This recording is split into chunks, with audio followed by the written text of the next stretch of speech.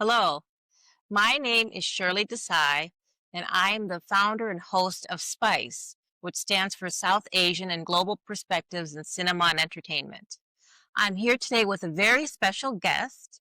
She is a chef, an entrepreneur, a mom, and the champion of the Food Network Spring Baking Championship from 2021. I introduce Keya Wingfield. Thank you for having me. Yeah, it's a pleasure to have you here. So, you have a very interesting background. I think your story begins in Mumbai, India. You're surrounded by your mother's cooking and your father's art. And then you moved to the US and got married. And then you built your culinary career in Richmond, Virginia. hmm And then you launched Keya and Company, a bakery blending Indian flavors with American favorites. Correct. In 2021, you were in the Food Network Spring Baking Championship, and that moment brought national visibility and new opportunities. Recently, you entered the snack food market with potato chips.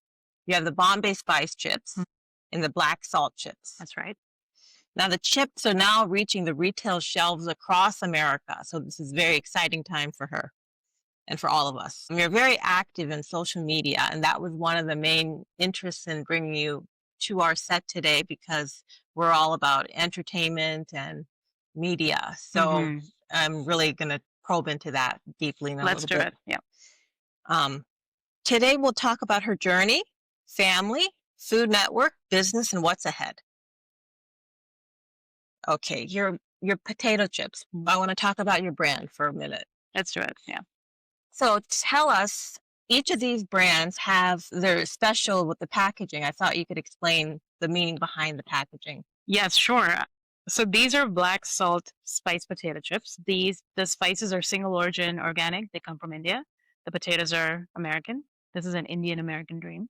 Our packaging is made with a lot of intention and love. This is a family business, so we made sure we were honoring that at all times. The icon in the middle of the bag is my face. There's a poem around the icon that kind of puts a nod towards what my intention is in making food for people.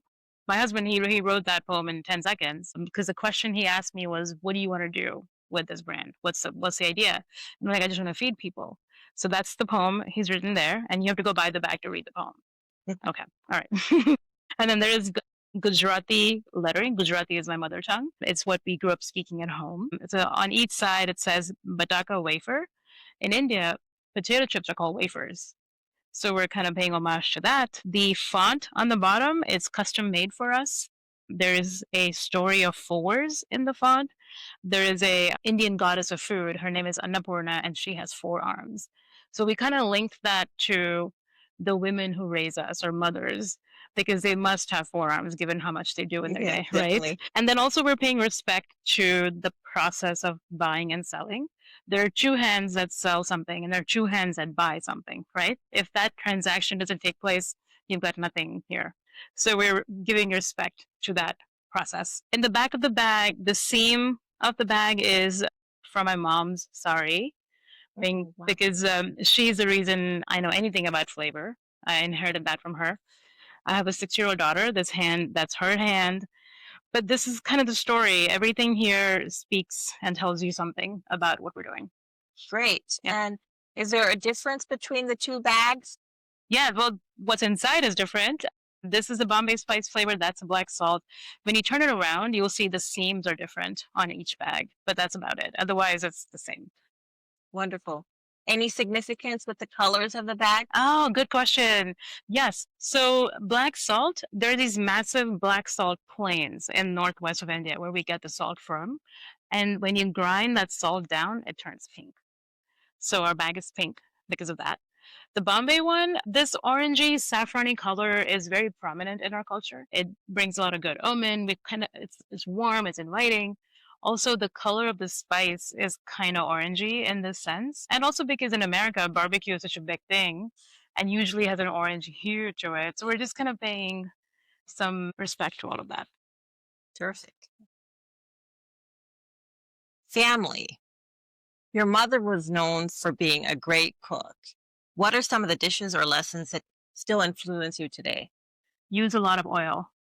That was her message. My dad used to tease her all the time. Like, there's water coming out of the faucet. It should be oil. That's how much she used. So no, I joke, but she cooked from the bottom of her heart. We had people going in and out of our tiny little Bombay flat every single day. And whether it was 100 people or 2 people or one person, she fed everybody in the same spirit, the same meal made from scratch. It was very lively. So that's kind of what I was lucky enough to inherit from her. And your father, he was an artist. So Hmm. how has he influenced you? Yeah, my dad was an artist, but he was also a businessman. That was his primary role in the home. He was one of those anomalies who had the left brain and the right brain. He was a Mhm. scientist, he was a business guy, he was an artist. He could use all parts of his brain. And I always grew up watching him running a business, at the same time paying respect to his art, whether it is photography or painting or writing haikus. It just kind of made me really understand balance. Yeah, you Yeah. seem very well-rounded. You like a perfect combination of your mom Mhm. and your dad, so I think that's really terrific. Thank you. So let's talk a little bit about the Food Network. So how was that whole experience? I don't recommend it. Don't don't do it. Don't go shoot 10 episodes with them. No, I'm joking again. Food Network was very gracious. We shot all the episodes during COVID. So we were all quarantined in this fancy resort for a month. But they were very diligent in the way they did things. Everything was down to a science. It was like a well-oiled machine at all times. They were super respectful. Everything was organized. It was a really great experience. So when you were, on TV, did you were you nervous or did you realize that, "Oh, I'm millions of people are gonna be watching me." Hmm. So how did that work for you? Yeah, no, I have never, for some, maybe it's a weird chemical imbalance in my brain. I've never had stage fright since I was a little girl. Like, I used to dance in front of hundreds and hundreds of people. I don't thrive on attention. I don't want attention, but at the same time, I'm not afraid of. Like, it doesn't bother me at all. You know? Oh, that's Yeah, terrific. yeah. What was the toughest moment for you on the show? It's so exhausting, right? By the time you get to episode 5, you're just tired. You just can't do it anymore because it's so much mental effort, physical effort. There's so much thinking that goes into it on your feet. Like, you have to really kind of be in the moment. Because when they tell you you have 45 minutes to do something, it's only 45 minutes. It's not like it's a TV clock, they'll extend it. No, it's 45 minutes. So the Yeah. last when they say 1 minute left Yes, that or is real. Very real. I wish it wasn't, but yeah, that's real. so did you feel like you got everything done that you No. wanted to? No, oh my gosh. I mean, I think to a chef, you could give me 20 hours to do something and it still wouldn't be enough because we're always, want to make it better, make it better. But it's a good thing, though, as a constraint, or I would still be there. Winning gave you national visibility. How has that changed your outlook and your strategy for your business? Oh, I don't have a strategy.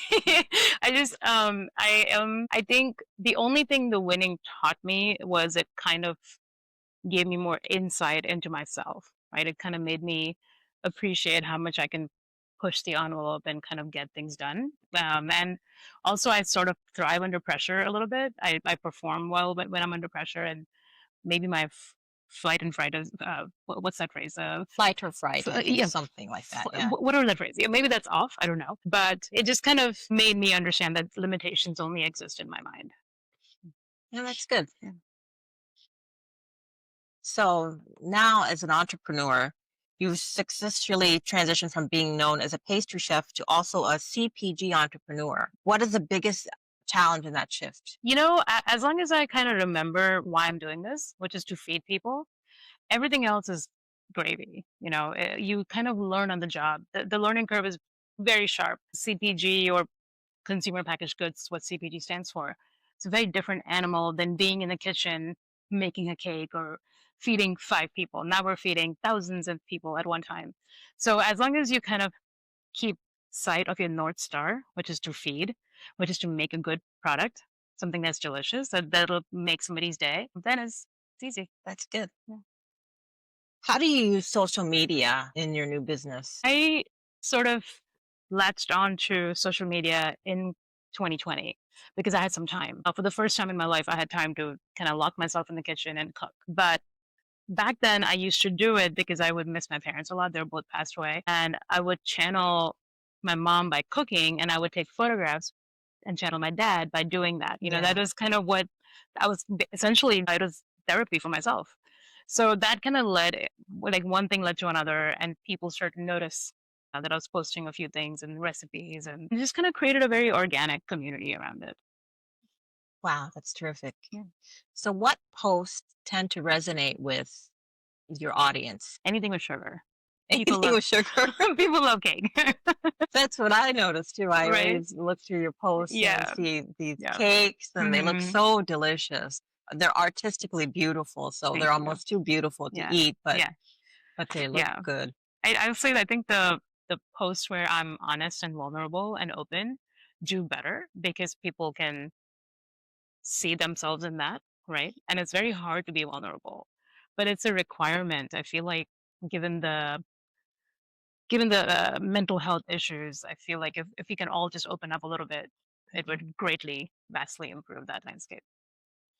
So I know you were saying you don't follow a strategy for your business, but is there something you Yeah. do with Instagram and like do you follow a content strategy or would you post every day or how does that Hmm. work exactly? I really wish I had a smarter answer for you. I wish I could say, yes, we've got a content calendar and we plan it out 6 months ahead. And I truly, it's not all that. It's just very organic.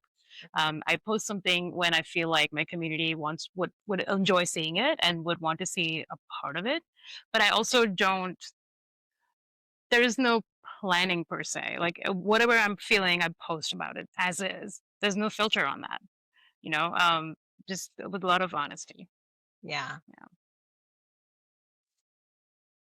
You've had an interesting personal journey. You have said that you've lost a lot of weight and that's an inspiration. So how did you do that? Oh, painfully. I had to make a very decided decision for myself. Either I Mhm. continue down the unhealthy path that I was on, or I sort of do something about it because this business, my daughter, my family, they need me, right? And if I can't be healthy, none of these things can have any justice per se. So it was easy to execute. It was harder to just get to it. Make that Yes, make that decision. first step, if you will. But once I got into it, I'm a bit of a all or nothing kind of person, and I'm a little bit nuts. I don't know if you've noticed, but No, not at all. no, no, no, not completely sane. When I put my mind to it, or when I believe in something, I will go all out. Terrific. Yeah. And so what tips do you have for all of us who Mm. want to lose weight, shed a Yeah. few pounds? I think the biggest part of weight loss is the self negative talk. I think that is a very big thing. People are very fast to scold themselves internally. Like, oh, I ate this cookie. I feel bad. Now I'll go work out a little bit extra. Or why did I stick to my diet? Like they're always being unkind to themselves. And that keeps you in that unkind space. I think that's what needs to change. Because then everything else kind of follows. The side Okay. effect. Yeah. Yeah, yeah. Okay. What does a day in the life look like for you? It's all over the place. Every day is different. I wear a lot of different hats. One day I'm going to the warehouse and grabbing cases from there to deliver to local orders, or I'm sending invoices, or I'm tending to my daughter when she needs something. It's a 20-hour day for the most part. So do you sleep much? No. I think that's Yeah. the trend I see with a lot of high achievers. They don't sleep. Yeah. I feel like no matter how much I do, I always feel like I'm not doing enough. And I think that keeps me up. So that's the issue. Yeah. Wonderful. What are your short-term goals for the next 1 to 3 years? I would just love to introduce as many people as possible to these flavors and to this product and get because Indian food can feel out of reach. It can feel really complex, like, oh, it's too much, right? So we've kind of simplified that experience in this chip. So I would love for more people to get a chance to experience that. Oh, terrific. How do you see yourself expanding your impact in the market? One of the things that I'm very passionate about is kids trying this food. Because when you try it at a younger age, it opens your palate in a different way. So then when you become an adult, you're not a foreigner to these flavors and you have a Wow. cultural palate at I that never point. thought about that. Oh, it's crucial that we get kids to try it. My own daughter, she only eats mac and cheese. Like that's her only food group. It's mind-boggling. But she will eat a whole bag of Bombay chips, and I'm really proud of that. I think that is the key to these kids growing up and becoming well-rounded cultural adults. So we talked about this a little bit already, but you're building a national brand while also being a mother. What have you learned about balance and how to balance your life? There's no such thing as balance. One thing always suffers no matter what you do. I think for me, I view the business as a baby also, right? Like I parent that business the way I parent my daughter. So it gets the best attention, it gets the most love, it gets the most thinking. I always want my daughter to be surrounded by really good, trustworthy people. And I feel the same way about the business. So I apply same rules to both. But there's always a time when one is ignored a little bit and the other gets attention and it just kind of ping pongs back and forth. Because I think as women especially, there's no such thing in balance. Yeah, I don't think there's such a thing either. Yeah. Yeah, it's a myth. So I'm giving up on that. Yeah. Okay, well, I think we've covered a lot of interesting topics today. Mhm. Where is the best place for people to, I have two questions for you. What Yes. what do you want our viewers to do after listening to this interview? Go buy a bag of chips. You can buy it at your local Home Goods or you can buy it on our website. It's www.ksnacks.com and tell your friends about it. And how can people find you? Yeah, so Instagram is one way. My handle is Keya and Co. and or our business page, which is not very active, is Keya Snacks, and then the website where they can buy the chips. Terrific. Well, it was such a pleasure talking with you today. Thank you. And this concludes our interview with Spice. And I look forward to having more discussions with Kaya if she comes back. I would love that. Thank you. And have a very good rest of your day and week. Goodbye.